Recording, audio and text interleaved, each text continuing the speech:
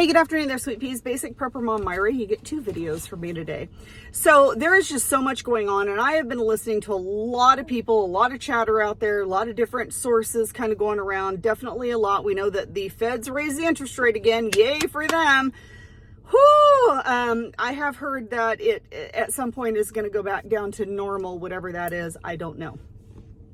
But talking about the diesel issue really hits close to home for me and tends to panic me a bit.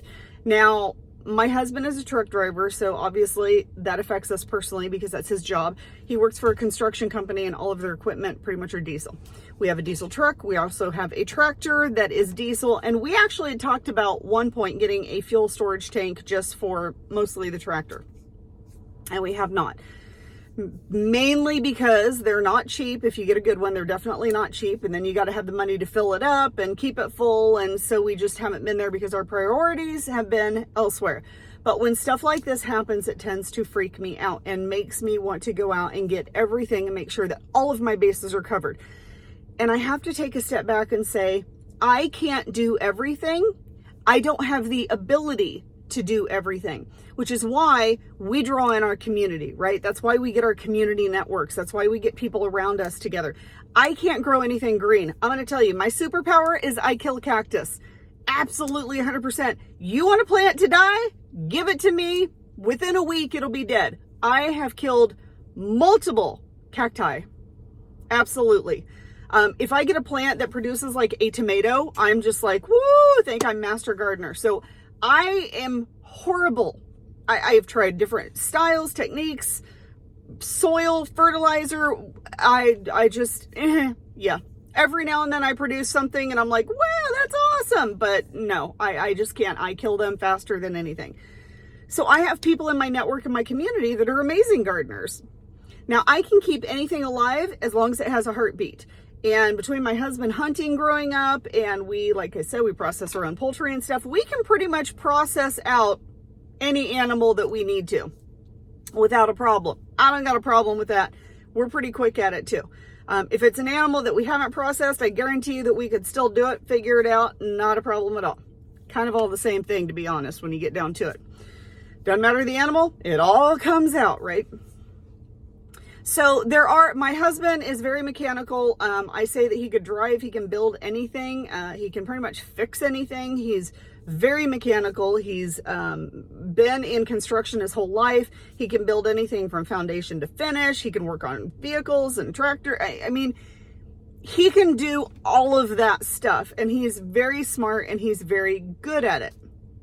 So between us, my kids, they have their own skill set. So we're pretty covered in a lot of aspects, but there are some aspects that I am not able to control. I'm not able to do. I don't have the ability. I don't have the whatever the situation. That's where you need to reach out to your community. And I have to try really hard not to freak out and stress and go out and panic buy. Huge panic buy. I am the worst panic buyer there is. I freak out and I gotta have it now, and put it away. But then I have to take a breath and go, okay, I have my 3 priorities. Do I have everything in my 3 priorities? Because if I'm good there, then I can move on to other things. I've got enough of other stuff around here that pretty much my bases across the board are covered for a pretty decent amount of time. But I need to focus on my 3 top priorities. Once I get those down pat, I'm comfortable with them, we're good, then I can move on to priority number 4, number 5, whatever it is. And that's where your list comes in really handy. Top 3 priorities. Once you start doing really well and you're comfortable with those, mark them off and go to the next one and work on that. I have this sense of urgency, almost like I have to just get it done now, and I need it now because if the world ends tomorrow, I need to be prepared. And it doesn't work like that. And it can't work like that for myself and my family. We have not been doing this for a very long period of time. Maybe a year and a half, 2 years now, maybe. So we're not very long into this process, but I have to look at what we do have. So even if you're 2 months, 3 months, 6 months, a year into the process, if you're really new at this, take a breath. Don't look at everything that you don't have yet. Oh my gosh, I don't have this, this, and this. Step back and look at everything that you do have. Look at everything that you are prepared for. And that's what you have to kind of realize, and give yourself, be gentle with yourself. Give yourself a little grace. Take a breath, because whatever you do is good enough. Whatever you have for your family is going to help. Don't ever think that you're not enough. Don't ever think that you are not doing what you need to do for your family.